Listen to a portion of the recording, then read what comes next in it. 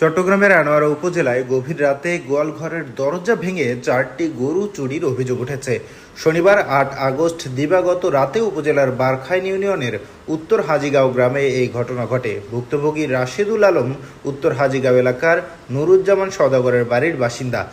কিন্তু আমরা কিছু বলতে পারতেছি না এরার ভয়ে, কারণ আমাদের লোকের সাথে বাইরের লোকের সাথে আমাদের লোক কিছু বললে আমাদের কি আর ডাকি লইয়া খান্ডে আবার দৌড়ো থাকছি আইন দি তালা হাড়া হাঠাৎ দেখাইতি আই ওকে ডেলি মজুরি হাম করে খাই মানুষ আর ওকে গরু চুরি করে লগিয়ে এর আগে এর পর একখান গাড়ি লইয়ে ব্যাটারি গাড়ি আর দুবার ব্যাটারি চুরি করে লগিয়ে আর গাড়ি এনে লগিয়ে এখন বর্তমান আর ডেলি হাম করে এখন।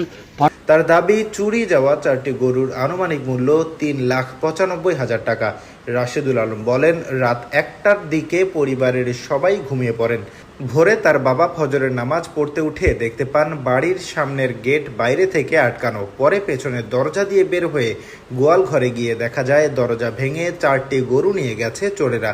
রাশেদুল আলমের অভিযোগ, কিছুদিন আগে এলাকায় মাদক বিরোধী মানববন্ধনে তিনি ও স্থানীয় বাসিন্দারা অংশ নেন। এর জেরে ক্ষুব্ধ হয়ে কোনো চক্র এই ঘটনা ঘটিয়ে থাকতে পারে বলে তাদের ধারণা। তিনি এলাকায় মাদক ও চুরি ডাকাতি দমনে দ্রুত কার্যকর ব্যবস্থা নেওয়ার দাবি জানান।